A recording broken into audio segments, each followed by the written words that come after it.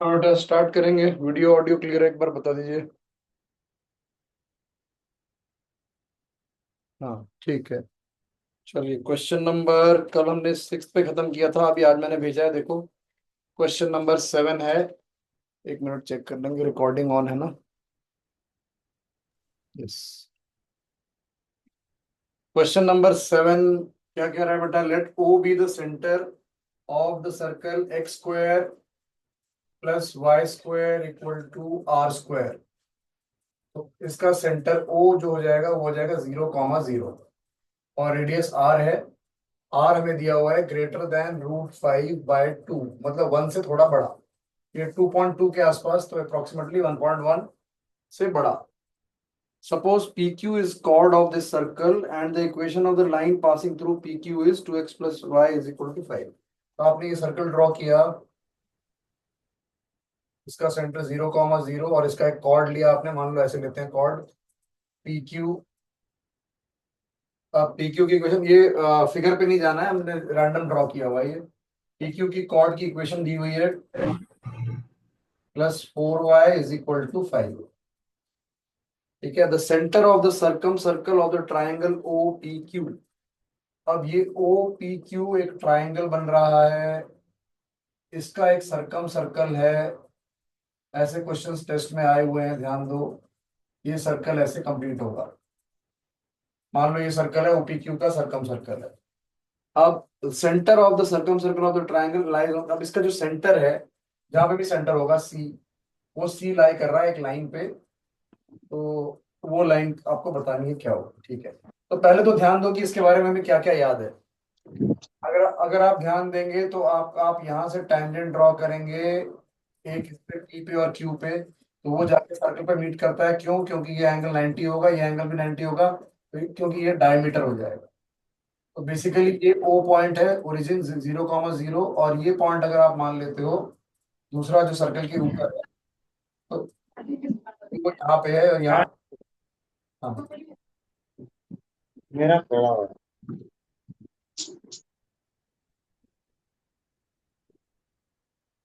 हाँ चलिए, देखिए समझ में आ रहा है। तो अब ये पॉइंट, इसको हम पी क्यू आर मान लेते हैं।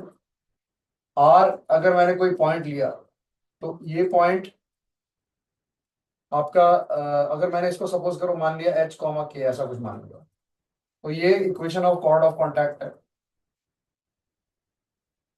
इस पॉइंट से ये। और मैं क्या करना चाह रहा हूं? मैं सेंटर फाइंड करना चाह रहा हूं। अब देखो ओ आर डायमीटर है, तो जो सी है वो क्या होगा? ओ आर का मिड पॉइंट होगा। तो अगर आपको एच के मिल जाएगा तो आपको सी मिल जाएगा, सेंटर ऑफ द सर्कल मिल जाएगा। और फिर सेंटर ऑफ सर्कल कौन सी लाइन पे लाई कर रहा है वो दिया हुआ है। तो आपने इस पॉइंट को माना बेटा H, K, यहां से आपने दो टेंजेंट ड्रॉ किए, तो वो P और Q पे मीट करेंगे और P Q will be chord of contact. तो how to write chord of contact? क्या होता है? एक्स स्क्वायर का बन जाएगा XX1, वाई स्क्वायर का बन जाएगा YY1 is equal to are square. X1 क्या है आपका H, और K1 वो क्या है Y, तो ये आ जाएगा HX plus KY is equal to are square. Now this is same as 2x plus 4y equal to 5। तो these two are equations of the same line, बहुत बार यूज किया है कोऑर्डिनेट ज्योमेट्री में। कोफिशिएंट्स का रेशियो सेम होना चाहिए। Equating first and last, h आ जाएगा 2r² बाय 5 और के आ जाएगा 4r² बाय 5। अब बेसिकली बेटा आपको क्या चाहिए? इन दोनों का मिड पॉइंट चाहिए था, तो सी पॉइंट हो जाएगा H/2 K/2, H+0/2 K+0/2। तो H/2 क्या होगा? r² बाय 5, और K/2 क्या होगा? 2r²बाय 5। तो जो पॉइंट है ये वाला सी के पॉइंट्स ऑफ आ गए r²बाय 5 2r²बाय 5। अब ये पॉइंट सी जो है सर्कल का सेंटर, वो लाई कर रहा है एक लाइन पे जिसकी इक्वेशन दी हुई है x+2y इज इक्वल टू 4। तो x को डालेंगे r²बाय 5 और y को डालेंगे 2r²बाय 5 इज इक्वल टू 4। तो ये आ जाएगा 4r²बाय 5।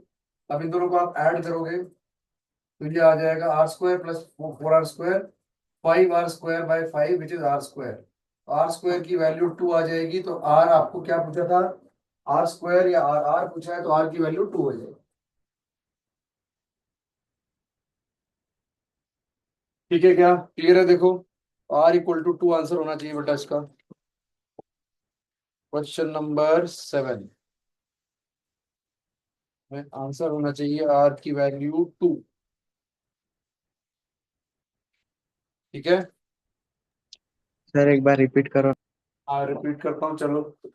अब बेटा इसमें आपको ये पता होना चाहिए था कि ये O है और ये सेंटर है C, तो ये जो है जो जो दूसरा एंड है डायमीटर का वो लाई करेगा इसी सर्कल पे, और उससे अगर मैं टेंजेंट ड्रॉ करूंगा तो टेंजेंट आएगा ये दोनों, और ये कॉर्ड ऑफ कांटेक्ट हो जाएगा। तो आपको ये समझना था कि O के डायमीट्रिकली ऑपोजिट जो पॉइंट होगा उसके लिए ये लाइन कॉर्ड ऑफ कांटेक्ट है। कैसे प्रूव करेंगे ये? अगर आप देते हो ये टेंजेंट ड्रॉ किया आपने, तो ये सेंटर से ज्वाइन कर रहे हो सर्कल को, तो ये एंगल 90 होना चाहिए। सिमिलरली ये टेंजेंट ड्रॉ कर रहे हो तो सेंटर से इसको ज्वाइन करेंगे तो ये एंगल 90 होना चाहिए। अगर ये एंगल 90 है तो इस सर्कल के लिए डायमीटर होगा कि नहीं? बिकॉज डायमीटर है तो वो 90 डिग्री सेपरेट करता है पी और क्यू पे। हाँ सर।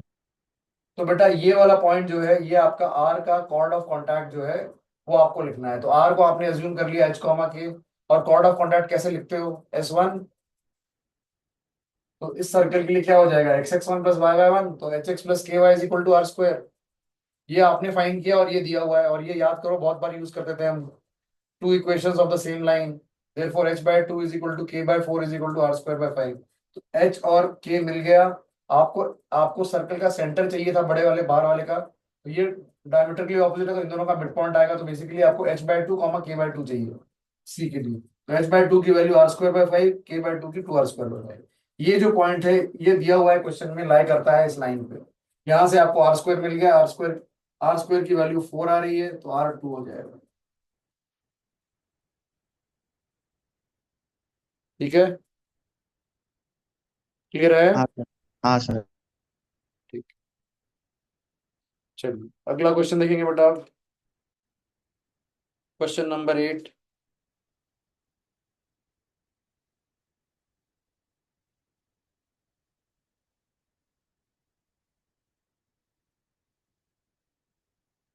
क्वेश्चन नंबर 8 में क्या दिया हुआ है? Line y = mx+1 intersects the circle. Line y = mx+1 intersects the circle x-3 whole square plus y-2 whole square equal to 25 at points P and Q. If the midpoint of the line segment PQ has x coordinate -3/5। तो बेटा एक circle है जिसका centre है 3, 2 और radius है 5। इस पे एक कॉर्ड है PQ। अब इस कॉर्ड की इक्वेशन दी हुई है y = mx+1, और दिया हुआ है कि mid point of PQ has x coordinate. PQ का मिड पॉइंट है m, इसका x कोऑर्डिनेट है -3/5। तो आपको बताना है कि m की वैल्यू क्या होगी। m के बारे में पूछ रहे हो। तो अगर आप ध्यान दो यहाँ पे m इस लाइन का स्लोप है। अब अगर मैं बोलता हूँ कि p का x कोऑर्डिनेट x1 है और q का x कोऑर्डिनेट x2 है, तो बेसिकली क्या हमें पता लग रहा है कि x1 + x2/2 is equal to -3/5। Mid point से ही आएगा। क्या यहाँ से मुझे पता लग रहा है x1 + x2 की वैल्यू -6/5 है? समझ में आया क्या? देखो जरा एक मिनट। हाँ सर। हाँ। अब ये जो x कोऑर्डिनेट्स है x1 x2 कैसे मिलेगा? अगर मैं लाइन और सर्कल का पॉइंट ऑफ इंटरसेक्शन फाइंड करना चाहता हूं, तो लाइन का y उठा के मैं सर्कल में डालता हूं, तो जो x में क्वाड्रेटिक आएगी उसके रूट्स क्या होंगे? x1 x2। हाँ sir. We are trying to find, तो बहुत इस हिसाब से बहुत आसान सवाल है। ध्यान से देखो क्या करना है। ये y उठा के यहाँ डालना है, x में क्वाड्रेटिक बन जाएगी। उस क्वाड्रेटिक से आप सम ऑफ रूट्स फाइंड करेंगे, उसको इसके बराबर कर देंगे तो कुछ मिल जाएगा आपको। आ रही है बात समझ में? मेथड क्या है? हाँ सर। ठीक है। अब आपको ये यही चीज समझनी थी। तो अब आपने y को डाल दिया mx+1, तो ये आ गया x-3 whole square plus y+2 है बेटा, सॉरी y+2 है। तो ये हो जाएगा mx+3 का होल स्क्वायर। तो ध्यान से करेंगे कैलकुलेशन, इसके बाद क्वेश्चन खत्म है। तो ये ब्रैकेट ओपन करते हैं, x² + 9 minus 6x plus m square x square plus 9 plus 6mx is equal to 25। X square into 1 plus m square, x का कोफिशिएंट ये आया, और एक्स का कोफिशिएंट आएगा प्लस एक्स इंटू 6m-6। अब ध्यान दो, मुझे आगे जाने की जरूरत नहीं, आगे कुछ भी आएगा उससे फर्क नहीं पड़ता। क्यों? क्योंकि मैं इसके रूट मान रहा हूँ x1 x2, और मुझे फाइंड करना है माइनस बी बाय, ये b है और ये a है। तो सम ऑफ रूट्स क्या हो जाएगा? Minus b by, minus b by क्या हो गया? 6 - 6m by 1 plus m square is equal to -6/5। अब -6 को इधर ट्रांसफर कर देंगे तो 6m-6 फिर से आ जाएगा, 6 कॉमन, m-1 आ जाएगा, 6 cancel, 5 into m-1 cross multiplying, 5m-5 is equal to 1 plus m square. Quality आएगी बेटा m² -5m plus 6 is equal to 0। Solve करके आएगा m-3 into m-2 is equal to 0। तो m की दो वैल्यूज आती हैं, m इक्वल टू 3 और m इज इक्वल टू 2। अब ये कह रहा है कि कौन सा ऑप्शन सही है। तो 6 less than m is equal to less than 8, पहला ऑप्शन कह रहा है कि m की वैल्यू 6 और 8 के बीच में है, 3 और 2, 6 और 8 के बीच में, 6 से बड़ा 8 से छोटा, गलत। बी ऑप्शन कह रहा है m lies between 2 and 4, equal to 2 भी है और इक्वल टू 4 लेस देन 4 भी है, तो इक्वल टू 2 सेटिस्फाई कर रहा है, 3 भी इसमें है, तो बी सही है। एक बार और चेक कर लेते हैं सी और डी। सी कह रहा है 4 और 4 और 6 के बीच में है, 2 और 3 4 और 6 के बीच में नहीं हो सकते, गलत हो गया। और डी ऑप्शन कह रहा है -3 less than m less than -1, तो 2 और 3 इन दोनों के बीच में भी नहीं हो सकते, तो ये भी गलत हो गया। तो यहाँ पे आपको m की एग्जैक्ट वैल्यू मिल जा रही है, बट ऑप्शन थोड़ा घुमा के पूछे गए। क्लियर है क्या ये? समझ में आया? हाँ सर। चलिए आगे बढ़ेंगे, क्वेश्चन नंबर 9 करेंगे अब। ठीक है, मैं थोड़ा सा इंक डाल लेता हूँ, एक मिनट जरा।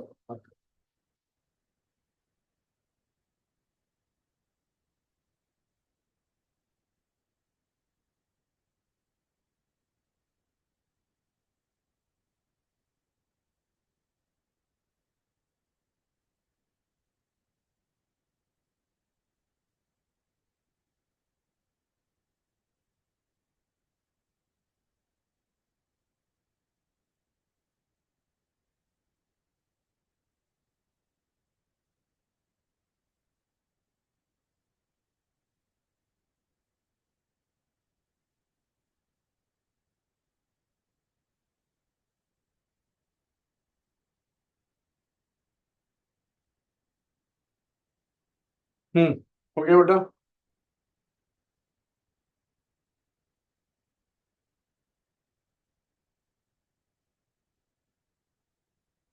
Next question number 9, let B be the reflection of the point 2 3 with respect to the line. बेटा बहुत सिंपल सवाल है, स्ट्रेट लाइन में आप कैसे निकालते हो image of A point in line, तो ये कैलकुलेट करना है। पहला पार्ट, एक ए है 2,3, ए दिया हुआ है आपको 2,3, आपको इसकी इमेज निकालनी है in the line 8x - 6y -23 is equal to 0। Image कैसे निकालते हैं, जिन लोगों को याद नहीं है वो याद आ जाएगा, या जो लोग लेट आए थे उनको पता लग जाएगा। सपोज करो ये बी है, इसको मैंने एज्यूम किया x1 y1, तो मुझे ये इमेज फाइंड करना है। इमेज का मतलब होता है मिड पॉइंट लाई करेगा इस लाइन पे, तो इन दोनों का मिड पॉइंट क्या हो जाएगा? ए और बी का मिड पॉइंट हो जाएगा x1 + 2/2 y1 + 3/2। ये पॉइंट लाई करेगा इस लाइन पे, तो आ जाएगा 8 into x1 + 2/2 -6 into y1 + 3/2 -23 is equal to 0। 2 से ये जाएगा 4 बार में, 2 से ये जाएगा 3 बार, तो यहाँ से आएगा 4x1 + 4 into 2 8 -3y1 -9 -23 is equal to 0। तो ये आएगा 4x1 -3y1 is equal to ये -32 + 8, तो -24 आएगा, उधर जाके +24 हो जाएगा। ये इक्वेशन, ये एक कंडीशन आई x1 y1 में। दूसरी कंडीशन क्या आएगी सॉल्व करने के लिए? इस लाइन का स्लोप क्या है? इस लाइन का स्लोप है coefficient of x by coefficient of y with a minus sign, तो ये आ जाएगा बेटा +4/3। चेक करिए, अगर इस लाइन का स्लोप 4/3 है तो इसका इसके परपेंडिकुलर का होगा -3/4, और -3/4 किसके बराबर होगा, y1 -3/x1 - 2 will be equal to -3/4। इसको मल्टीप्लाई करेंगे तो ये आएगा 4y1 -12 is equal to -3x1 +6। इसको इधर ले आते हैं तो ये आ जाएगा 3x1 +4y1, और ये 12 + 6 इज इक्वल टू 18। तो 3x1 +4y1 is equal to 18। अब इन दोनों को सॉल्व करके आपको पॉइंट मिल जाएगा। तो अब आप इन दोनों को सॉल्व कर सकते हो यूजिंग क्रेमर्स रूल, या जो भी एक्स वाला इसको 4 से मल्टीप्लाई करके जैसे भी करना है। क्रेमर्स रूल से हम सॉल्व करते हैं ज्यादातर। इस क्रेमर्स रूल से सॉल्व कर लेते हैं। -24 is equal to 0, -18 is equal to 0। चलिए सॉल्व करते हैं। x1 upon y1 upon 1 upon x1 upon -3 into -18 54, और प्लस +96, तो 54 + 96 आएगा, ये बन जाएगा कितना, 150। y1 में उल्टा होगा, -24 इंटू 3 -72, और ये आता -72 + 72, ये बढ़िया हो गया, ये 0 आ गया, तो y1 की वैल्यू 0 आ रही है। और 1 अपॉन क्या आ रहा है, 16 + 9, 16 + 9 25, तो 25 से ये आपका जाएगा 6 बार में, तो x1 6 आया और y1 0 आया। एक बार चेक कर लेते हैं, बी पॉइंट आना चाहिए 6,0। तो बी पॉइंट एक बार चेक कर लेते हैं, यहाँ पे दिया होता है, तो इसलिए हमें गलत कैलकुलेशन कर रहे हैं तो समझ में भी आ जाएगा। कौन सा क्वेश्चन था ये,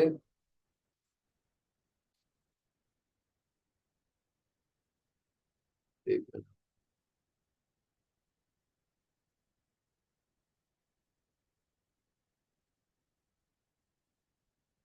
हाँ नहीं, इसमें ऐसा नहीं, चलो मान लेते हैं 6,0 आ गया, ठीक है। ए 2,3 है, यहाँ पे देख लेते हैं, वहाँ पे सीधा आंसर लिखा हुआ है। बी आया 6,0, आंसर आ जाएगा अपने आप ही सही में। तो बी आपका 6,0 आ गया, आपने इमेज फाइंड कर लिया, तो बी इज 6,0। अब आपको दिया हुआ है, अब इसके बाद ये हटा देंगे यहाँ से। अब आपको दिया हुआ है दो, ये गामा टाइप का है, गामा ए एंड गामा, दो सर्कल के नाम दिए हुए हैं, gamma A gamma B are two circles of radius 2 and 1 and centre A and B respectively. तो इसका सेंटर, ए वाले का सेंटर ए है, यानी 2,3 है, और रेडियस है 2, और इसका सेंटर है 6,0 बी पॉइंट, और रेडियस है 1। तो आपको ये दोनों सर्कल मिल गए, मतलब आपको अगर ये वाला सर्कल चाहिए तो ये हो जाएगा x-2 whole square +y-3 whole square is equal to 2 square 4। और दूसरा वाला सर्कल ये होगा गामा ए गामा बी हो जाएगा x-6 whole square +y-0 whole square is equal to 1। ये दो सर्कल आ गए। Let T be the common tangent to the circles, these two circles, such that the circles are on the same side of T. अब ये दो circles कैसे हैं, आपको ये ध्यान में देखना पड़ेगा कि ये सर्कल्स कैसे हैं।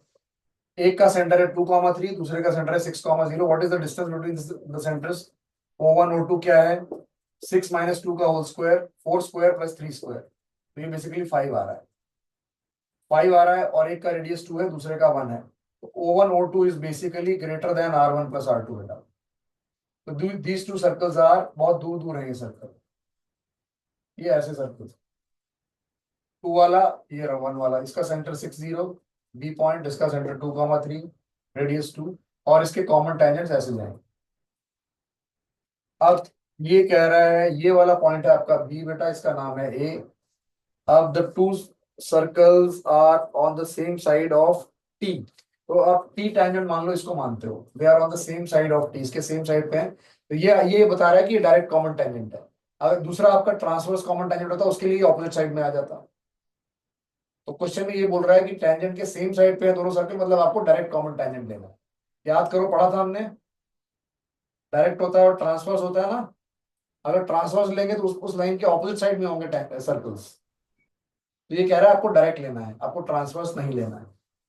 ठीक है, तो ये टी ले लिया आपने tangent. if C is the point of intersection of T and the line passing through A and B। तो ये सिंपल सा कंसेप्ट है, अगर आपको याद हो मैंने बताया था कि क्या होता है। ये C है point of intersection of this and this. ये पॉइंट, इसको आप बोलते हो internal sorry external centre of similitude. This point अगर C आपको फाइंड करना है तो this point divides A B externally in the ratio of the radius. तो C पॉइंट चाहिए तो मुझे मिल जाएगा। आपको लेंथ ऑफ AC चाहिए तो C पॉइंट कैसे मिलेगा? बहुत इजी है, देखो क्या करना है, 2,3 है और 6,0 है। अब C को थोड़ी देर के लिए अज्यूम कर लो यहाँ पे, और ये रेशियो है, ratio of the radia 2:1। Actually C यहाँ पे है, तो बेसिकली मुझे क्या करना है, प्लस की जगह माइनस डालना है एक्सटर्नल डिवीजन के लिए। तो अगर मैं C को x y लेता है, इंटरनली लेता तो कैसे लेता मैं, x क्या हो जाता है 2 × 6 + 1 × 2 by 2 + 1। Because it is external division तो ये आएगा माइनस और ये भी आएगा माइनस। ऐसे करना होता है, मैंने पहले भी आपको समझाया है। तो बहुत इजी है, 12 - 2/1, तो ये आ गया 10। तो C का x कोऑर्डिनेट आ गया 10। अब C का y कोऑर्डिनेट चाहिए, तो y कोऑर्डिनेट कैसे आएगा, 2 × 0 + 1 × 3 by 2 + 1। Now +2 change to minus because external division. तो 0 - 3 -3 तो 10, -3। उसने पूछा है इन दोनों का डिस्टेंस बताओ, द डिस्टेंस AC इज, और ये न्यूमेरिकल वैल्यू है तो कुछ अच्छा आंसर आना चाहिए। तो 10 - 2 का स्क्वायर और -3 का स्क्वायर, तो 8 square + 6 square which is 10 square. तो अंडर रूट ले लेंगे इसका, तो 10 आंसर हो जाएगा। तो AC शुड बी 10। तो 9th क्वेश्चन का आंसर होना चाहिए 10। बहुत आसान सवाल था, एक्सटर्नल सेंटर ऑफ सिमिलिट्यूड पे था, थ्योरी में हमने डिस्कस किया हुआ है ये। आंसर 10 है। आंसर सही है मतलब मैंने बी पॉइंट सही निकाला है। क्लियर है? Yes sir.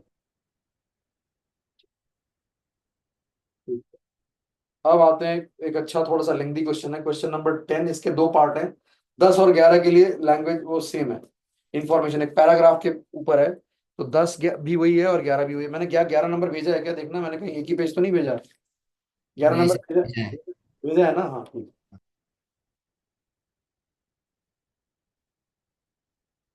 चलिए आराम आराम से करना है, बहुत लेंथी सवाल है और वो भी दो पार्ट्स में है।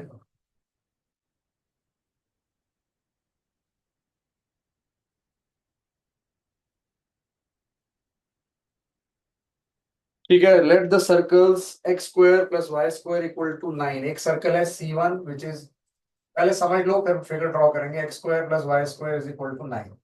इसका सेंटर O1 है 0,0 और इसका रेडियस है 3।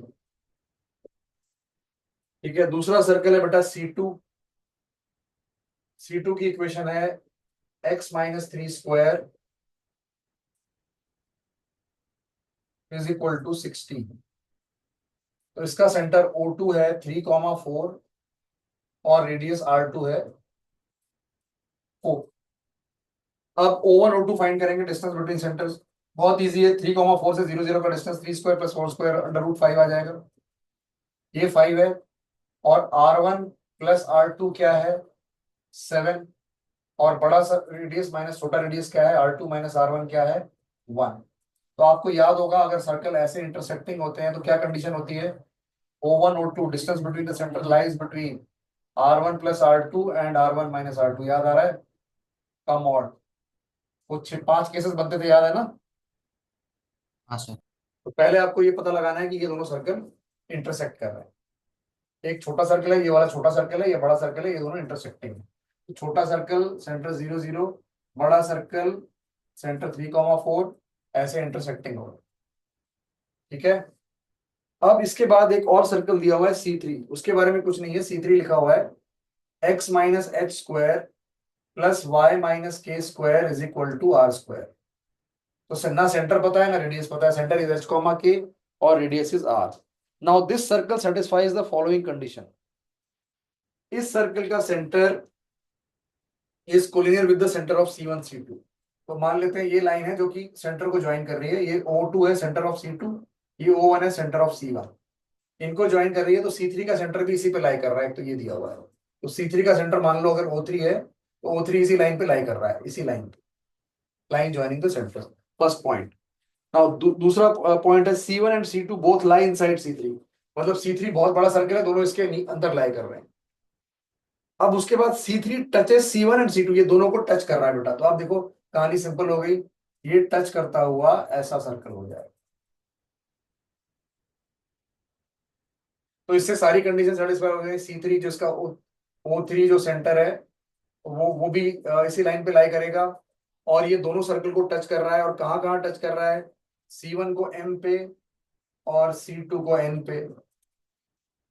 ठीक है, अब let the line through X and Y, एक मिनट, X एंड Y क्या है, okay, let the circles this to circles intersect the circle eight X and Y, okay. तो एक मिनट, तो ये दोनों सर्कल इंटरसेक्ट कर रहे हैं X और Y पे, सॉरी ये X है ये Y है। C1 C2 का पॉइंट ऑफ इंटरसेक्शन शुरू में दे रखा है बेटा X, Y, मतलब मान लो कि ये कोई रेडिकल एक्सिस जैसी चीज होगी ना इन दोनों सर्कल के लिए, तो इस पे ये वाला पॉइंट Y है और ये वाला पॉइंट X है। अब ये कह रहा है line through X and Y intersect C3 at Z and W, ये पॉइंट Z है और ये पॉइंट W है, कहानी और आगे बढ़ गई। इस लाइन पे चार पॉइंट्स है, X है, Y है, ये वाला पॉइंट Y है, ये वाला पॉइंट छोड़ो, चलो समझ में आ रहा है, लिख लो यहाँ से, ये Y है, ये X है, ये Z है, ये W है। कर लेंगे इसको अलग, थोड़ा बड़ा ड्रॉ कर लेंगे, और ठीक है, ये आ गया पार्ट। अब अब आपको क्वेश्चन शुरू होता है, क्वेश्चन सॉल्व करना स्टार्ट करना है।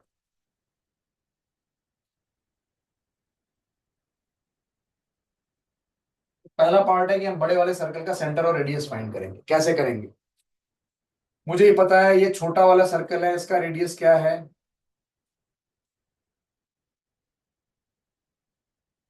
अब मैं चल रहा हूं यहां से यहां तक, तो ये यहां से यहां तक क्या चीज है, ये डिस्टेंस क्या है पूरा। अब छोड़ दो, नहीं रुक जाओ, उससे वो भी मत करो।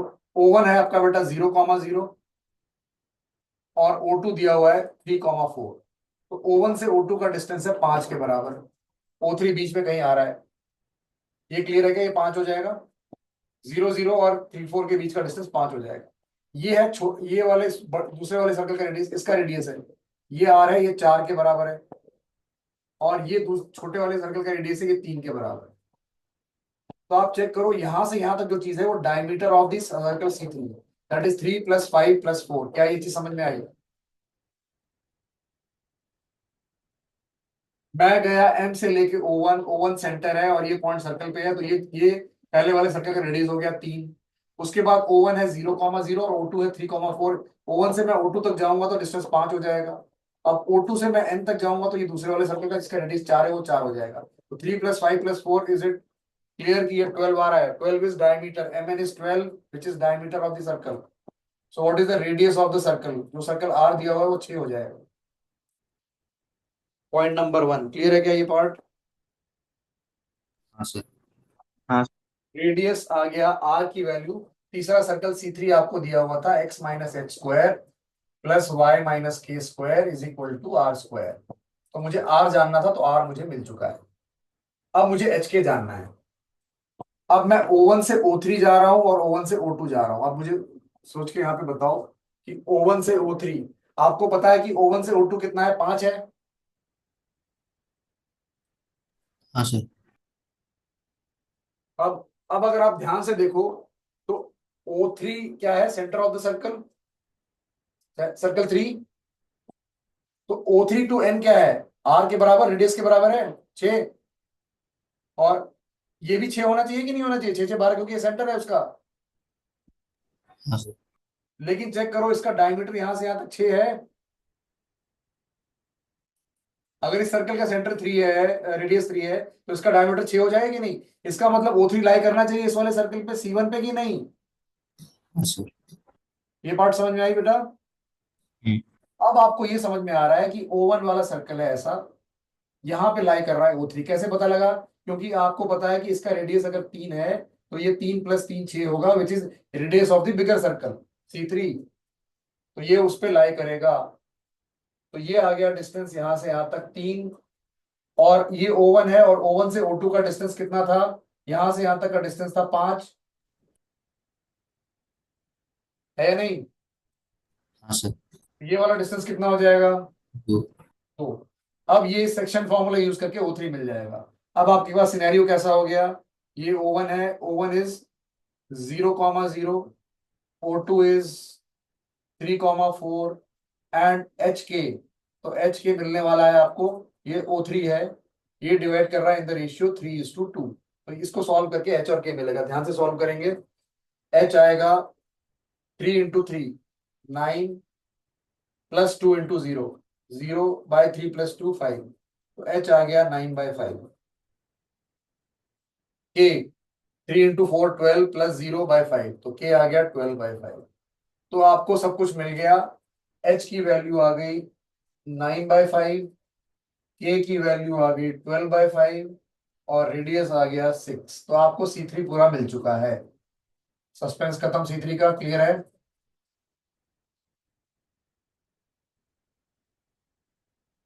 बोलो, समझ में आया यहां तक? हाँ सर। चलिए अब ऑप्शन वाइज चेक करो। पहला ऑप्शन ये पूछ रहा है कॉलम मैचिंग कराना है, तो पहला कॉलम में लिस्ट 1 में दिया हुआ है 2H + K, तो 2H + K की वैल्यू क्या हो जाएगी, 2 × 9/5 प्लस 12/5, 18/5 प्लस 12/5 30/5, आंसर इसका होना चाहिए 6। तो 2H + K मैच करेगा 6 से, 6 पहला वाला ही दिया हुआ है P6, तो 6 से मैच कर जाएगा। ठीक है, मैच करा लेंगे। मैं सिर्फ सॉल्व कर रहा हूँ, ऑप्शन आप चेक कर लेना कौन सा सही है, नहीं कर रहा, नहीं है सही है, गलत है वो कर लेना। तो 2H ठीक है। + K की वैल्यू मिल गई। ठीक है, अब बेटा इसके बाद वो क्या पूछ रहा है, इसके बाद वो पूछ रहा है length ZW upon length XY। ZW मतलब यहां से यहां तक, और ये XY मतलब यहां से यहां तक। अब पहली बात ये बताओ कि ये जो लाइन है ये किसकी रेडिकल एक्सिस है? This is radical axis of these two circles. तो क्या मुझे इस लाइन की इक्वेशन मिल सकती है? देखो बहुत सिंपल सा क्वेश्चन है। अगर ये लाइन की इक्वेशन कैसे आएगी, इसमें से इसको माइनस कर दो, रेडिकल एक्सिस आ जाएगा। अब लाइन की इक्वेशन आ गई, उसका इंटरसेक्शन विद सर्कल निकाल सकते हो, तो ये दोनों पॉइंट्स भी मिल सकते हैं आपको, बट शायद उसकी जरूरत पड़े ना पड़े वो नहीं पता, बट ठीक है। और आपको इसकी भी पूरे की मिल सकती है, ZW की भी लेंथ मिल सकती है। लाइन जहां कट कर रही है इस लाइन को, बड़े वाले, सॉरी इस वाले सर्कल को, तीसरे वाले सर्कल को, तो Z और W भी मिल सकते हैं। ठीक है, बट अब आप देखेंगे कि ज्योमेट्री यूज करके इन चीजों को सिंप्लीफाई कैसे करेंगे। तो मुझे फाइंड करना है ये लेंथ ZW और मुझे फाइंड करना है ये वाला लेंथ XY। ये पार्ट क्लियर है क्या? हाँ सर।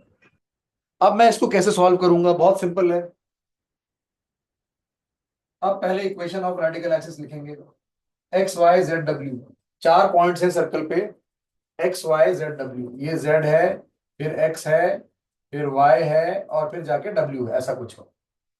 ठीक है, और फिर ये लाइन ज्वाइनिंग सेंटर है। तो आपको अगर मान लो आपको ZW फाइंड करना है, तो ये आपको ये पता लग जाएगा कि ये ZW का आधा है यहां से यहां तक, ये क्योंकि इसके क्रॉस बराबर आएगा दोनों, और XY का भी आधा होगा, आधा इधर आधा इधर, ये पढ़ा है हमने। दो सर्कल्स अगर इंटरसेक्ट करते हैं और कोई लाइन होती है और सेंटर को ज्वाइन कर देते हो, तो ये पूरी कॉर्ड की लेंथ अगर आपको चाहिए तो आधा ऊपर होता है आधा नीचे होता है। तो अगर आपको XY चाहिए तो आप ये आधा वाला पार्ट फाइंड कर लेंगे, तो आ जाएगा डबल हाँ। करके। तो पहले ये काम कर लेते हैं, XY फाइंड कर लेते हैं। तो पहले तो इक्वेशन निकालेंगे। इक्वेशन क्या है, पहले इसको ओपन करना पड़ेगा। पहली इक्वेशन आई x² + y² -9 = 0। अब ये वाली इक्वेशन क्या आएगी, x² यहां से, y² यहां से, -6x -8y +9 +16 = 16। तो 16 16 कैंसिल, ये दूसरी इक्वेशन होगी। इसमें से इसको माइनस करेंगे तो x² जाएगा, y² जाएगा, -9 वैसे ही रहेगा, -9 -9 -18 बन जाएगा, ये दोनों माइनस प्लस हो जाएंगे। 6x + 8y -18 = 0। 2 से डिवाइड करते हैं, 3 4 9, रेडिकल एक्सिस आ गया 3x + 4y = 9, या -9 = 0, जैसे भी लिखना चाहो। ये आ गया रेडिकल एक्सिस। ठीक है, आ रहा है समझ में? हाँ अब सर। अब आपका कंसेप्ट आ जाता है बेटा कॉमन कॉर्ड का। अब मैं ये कॉर्ड, ये सर्कल ले रहा हूँ, कौन सा सर्कल, पहला वाला। इस लाइन के लिए कॉर्ड है, इस कॉर्ड की मुझे लेंथ चाहिए, XY कॉर्ड ऑफ इस, ये कॉर्ड की लेंथ का फॉर्मूला याद करो। आप ये डिस्टेंस P फाइंड करते हो और इसका रेडियस R होता है, और लेंथ ऑफ द कॉर्ड होता है 2 under root R square minus P square, याद है सबको? हाँ सर। पी क्या होगा हाँ यहाँ? Between centre 0 0 and this line. तो 0 0 से इसका डिस्टेंस निकालिए, पी से। एक्स को 0, वाई को 0, -9 upon 3 square plus 4 square under root 5 mod 9/5। P square हो जाएगा 81। तो आर स्क्वायर कितना है? आर स्क्वायर आपका है 9। आर स्क्वायर हो गया 9। 9 में से आपने 9 पी स्क्वायर सब्ट्रैक्ट किया, पी स्क्वायर हो जाएगा 81/25 का अंडर रूट और 2 से मल्टीप्लाई करें। तो 25 इंटू 9 225 माइनस 81 414 144/25 का स्क्वायर रूट। 144 के लिए आएगा 12 और 25 के लिए आएगा 5, तो ये आ गया 24/5। तो एक्स वाई की लेंथ आ गई 24/5। तो लेकिन आपसे क्वेश्चन में एक्स वाई की लेंथ नहीं पूछी है, आपसे पूछा है length of Z W divide by X Y. तो क्वेश्चन में पूछा है लेंथ ऑफ, मतलब Z W by X Y ये पूछा है। तो एक्स वाई जो है आपका डिनोमिनेटर वो आया 24/5। ठीक है, अब बताओ कि अगर जेड डब्ल्यू चाहिए तो जेड डब्ल्यू क्या है? अगर ये लाइन मान लेते हैं कॉर्ड है बड़े वाले सर्कल के लिए, तो बड़े वाले सर्कल का सेंटर से अगर मैं ड्रॉ करता हूं, अब सी थ्री का चेक करो। सी3 के लिए भी जेड डब्ल्यू एक कॉर्ड है, ऐसी एक कॉर्ड है और उसका सेंटर यहाँ पे कहीं है, और उसका रेडियस कितना है? आर कितना था उसका? 6, तो ये रेडियस 6 है। अगर आपने ये परपेंडिकुलर डिस्टेंस फाइंड कर लिया, सेंटर क्या है इसका? क्या सेंटर आया था? 9/5 कॉमा 12/5। तो यहां से आपने पी फाइंड किया, तो ये भी 2r square minus P square होगा कि नहीं होगा? हम्म, होगा बेटा। हाँ सर। अब पी हो गया perpendicular distance, sorry, between this line and this point. तो एक्स की जगह डाला आपने 9/5, 3 इंटू 9/5 माइनस 4 इंटू 12/5, तो कितना आया? 27 माइनस 48। 27 माइनस 48 कितना होगा बेटा? -21 है ना? हाँ -21/5 -9। ठीक है, एक बार कैलकुलेशन चेक करो। 9 27/5, हाँ ठीक है। प्लस है, सॉरी बीच में प्लस है, प्लस है, सॉरी सॉरी बेटा गलत हो गया। प्लस है 27 प्लस 48 कितना हो गया? 75। 75/5 आ गया 15। 15 माइनस 9 आ गया 6। न्यूमरेटर में आया 6 और डिनोमिनेटर में आया 3 स्क्वायर प्लस 4 स्क्वायर 5। ये आ गया पी आपका। पी आया, ध्यान दीजिए, distance between this point and this line. डाल के आता है 27 प्लस 48 दैट इज 75 अपॉन 5 करते हैं। 75 अपॉन 5 इज 15, यस।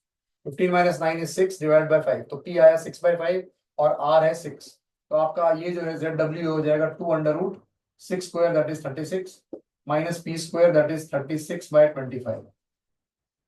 अब इसमें से 36 को बाहर निकाल लो तो 6 आ जाएगा बाहर, और बचेगा 1 माइनस 1/25, तो ये आ जाएगा 24/25।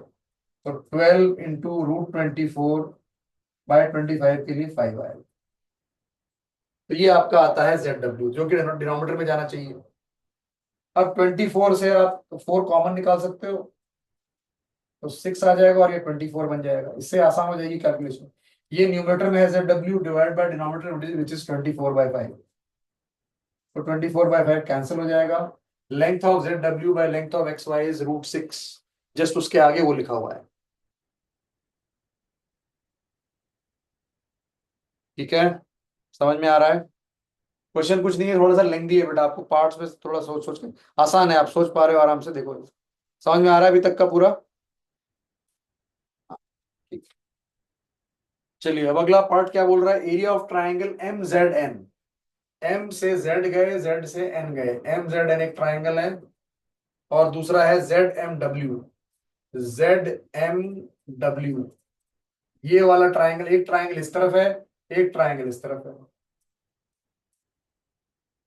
चलो बताओ क्या होगा। पहले जेड एम एन की बात कर लेते हैं। तो ये पूरी लेंथ तो मैंने निकाली थी, कितनी आई थी पूरी लेंथ? 24 √x/5 आई थी। तो ये वाला लेंथ इसका आधा हो जाएगा। तो 24 √x/5 का आधा कितना हो गया? तो हाफ इंटू, एक मिनट, हाफ इंटू इसका आधा ये ZM का पूरा आधा, इसका आधा हो गया 12 इंटू रूट 6/5 इंटू MN क्या है, यहां से यहां तक डायमीटर इंटू 12। तो ये आपका न्यूमरेटर में आ गया MZN। समझ में आ रहा है क्या? आपको पता है MN आपने पहले कैलकुलेट किया हुआ है, 12 था ना टोटल यहां से यहां तक। और अभी आपने निकाला ये ZW का आधा हो जाएगा जब यहाँ लाइन से ऐसे लेंगे तो ZW ये था बेटा इसका आधा, ये इंटू 12 अपॉन, अब half into ZW into this. अब ये पार्ट आपको अब ये फाइंड करना पड़ेगा। इस लाइन की इक्वेशन आपको पता है, इसका डिस्टेंस आपको M से फाइंड करना है। अब तीसरा काम क्या करना है, ये वाला आपको ZW पता है, ZW ऑलरेडी कितना है 24 इंटू रूट 6/5, ये तो है, ये आएगा और हाफ भी आएगा, ये आ जाएगा। अब आपको ये वाला डिस्टेंस निकालना है जहां पे M पॉइंट क्या है, M से लेके यहां तक का डिस्टेंस निकालना है। कैसे निकालेंगे ये बताओ। ठीक है, ये MN का आधा नहीं होगा क्योंकि ये पॉइंट थोड़ा इस तरफ है यहाँ पे, तो ये पॉइंट कैसे निकाला जाएगा।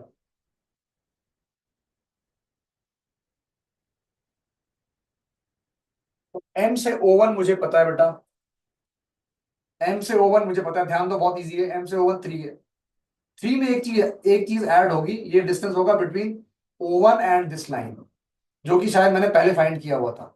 O1 क्या है 0,0, 0,0 से इस लाइन का डिस्टेंस कितना आया था 9/5। आ रही है बात समझ में? ये इंटरेस्टिंग पार्ट है।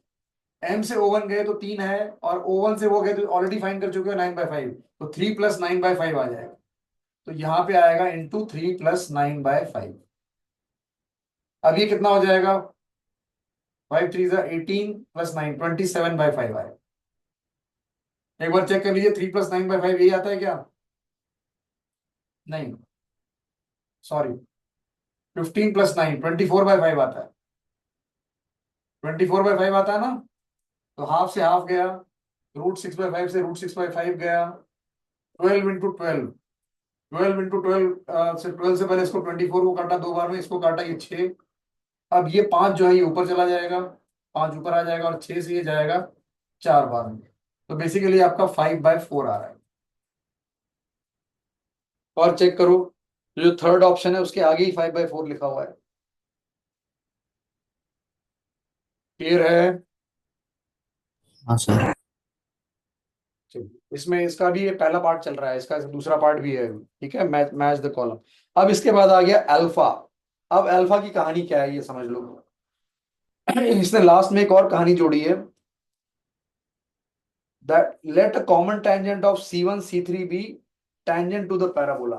अब ये C1 है और ये C3 है, मतलब देखो पिक्चर ऐसी है, C3 और C1 ऐसा है, तो इनका एक ही कॉमन टेंजेंट होगा। और ये कह रहा है कि ये टेंजेंट एक पैराबोला के लिए भी टेंजेंट है। तो बेटा ये जो टेंजेंट है ये आपको कैसे फाइंड करोगे, सबसे आसान तरीका क्या होगा, C3 और C1 ले लो और माइनस कर दो इक्वेशन, उससे आ जाएगा। ठीक है, करेक्ट है क्या?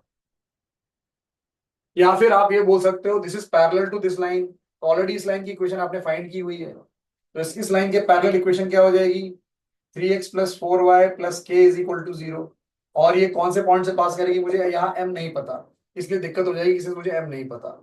इसलिए मुझे क्या करना पड़ेगा, मुझे सर्कल 3 में से सर्कल 1 सब्ट्रैक्ट करके ये लाइन की इक्वेशन निकालनी पड़ेगी, जिससे टेंजेंट आएगा, फिर आगे की कहानी आगे बढ़ेगी। तो अब आगे इसको हटा देते हैं। सर्कल 3 क्या है, ध्यान से लिखिए, circle 3 x minus 9/5 whole square, calculation देख लो बहुत गंदी गंदी है, plus y minus 12/5 whole square, but question ज्यादा मुश्किल नहीं है, is equal to 36। Bracket open करते हैं, x square plus Y square minus 2 into this, तो -18/5x -24/5y प्लस 9/5 का स्क्वायर 81/25 प्लस 12/5 का स्क्वायर 144/25, ये अच्छा नंबर आ जाएगा। ये आ जाएगा ऐड करके 225, 225/25 9 हो जाएगा। 9 में से 36 इधर लेके आओगे तो -27 आ जाएगा। अब इसमें से माइनस करना है ये वाली इक्वेशन एक्स स्क्वायर, या उल्टा कर दो x square plus Y square, -9 में से इसको माइनस करेंगे तो ये दोनों प्लस बन जाएंगे। तो ये प्लस हो जाएगा, ये प्लस हो जाएगा, ये प्लस हो जाएगा, ये -9 वैसे ही रहेगा। तो 18/5x plus 24/5y -9 plus 27, 27 - 9 is 18। 5 से मल्टीप्लाई कर देते हैं तो इंटू 5 यहाँ पे आ जाएगा। 18 है तो 3 से डिवाइड करते हैं तो यहाँ सॉरी 6 से डिवाइड करते हैं तो यहाँ 3 आएगा, यहाँ 4 आएगा, यहाँ आएगा 6 से डिवाइड करने पे 3। तो ये आ जाएगा 3x plus 4y plus 15 is equal to 0। ये इस लाइन के पहले आ रही थी जो हमने पहले लाइन। तो ये आ गया कॉमन टेंजेंट। अब क्वेश्चन कह रहा है this line is tangent to the parabola x square is equal to 8y, 8 alpha y। अब बताना है अल्फा क्या होगा। ठीक है, तो बहुत सिंपल है, इसका y उठा के यहाँ डाल दो, तो यहाँ से y की वैल्यू या 8y डाल दो यहाँ से उठा के, चलो 8y इंटू अल्फा कर लो, 8y की वैल्यू आपको यहाँ से मिल जाएगी। 4y किसके बराबर है, -3x -15। कैलकुलेशन में भी थोड़ा इंटेलिजेंस यूज कर लेंगे, तो 4y का डबल करेंगे तो 8y आ जाएगा, तो इधर आएगा -6x -30। तो यहाँ डाल देंगे ये x square is equal to alpha into या -6 अल्फा x -30 अल्फा। तो ये आ गया x square plus 6 alpha x plus 30 alpha is equal to 0। अगर ये लाइन टेंजेंट है तो इसका डिस्क्रिमिनेंट 0 होना चाहिए। एक्स के दो रूट्स नहीं आ सकते, टेंजेंट मतलब touches only at one point. दो वैल्यूज आने का मतलब लाइन बिकम्स अ कॉर्ड। तो टेंजेंट के D0, D का 0 का मतलब हो गया B square that is 36 alpha square is equal to 4AC, 4 into 1 into 30 alpha. तो एक अल्फा की वैल्यू बेटा 0 आएगी जो कैंसिल हो जाएगा यहाँ पे। दूसरे अल्फा की वैल्यू आएगी 4 से जाएगा 9 बार में, तो 30/9 आ रही है। 30/9 आगे कैंसिल होगा क्या, 10/3 है ऑप्शन में।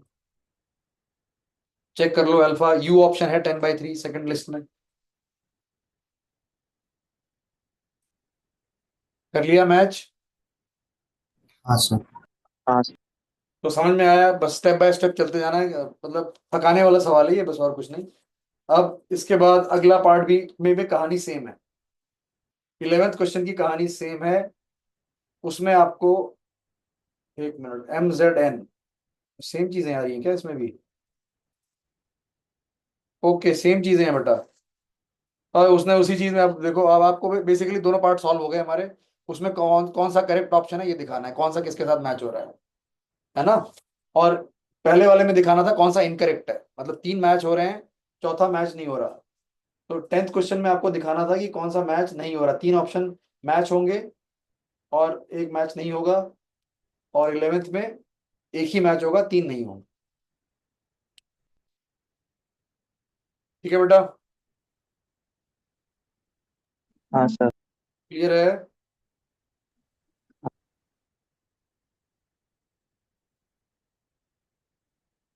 ओके, हाँ सर। चलिए आज की क्लास यहीं तक है। फिर अब एक अगला सवाल जो है वो लेंदी है, उसको अब संडे को करेंगे। आप एक बार देख लेना क्योंकि आज ही भेजा है मैंने। तो मैं चाहता हूँ कि आप थोड़ा एक बार बाकी के सवाल देख लो, क्योंकि मुश्किल वाले सब हम कर चुके हैं। तो संडे को क्लास लेना थोड़ा इजी हो जाएगा। इसमें जो भी किया सब समझ में आया ना। हाँ सर। चलिए फिर एंड करते हैं इसको। संडे को 4 बजे बाकी प्रॉब्लम्स एक बार आप सारे सॉल्व करके एक बार अटेम्प्ट कर लेना, फिर करते हैं सॉल्व। ठीक है।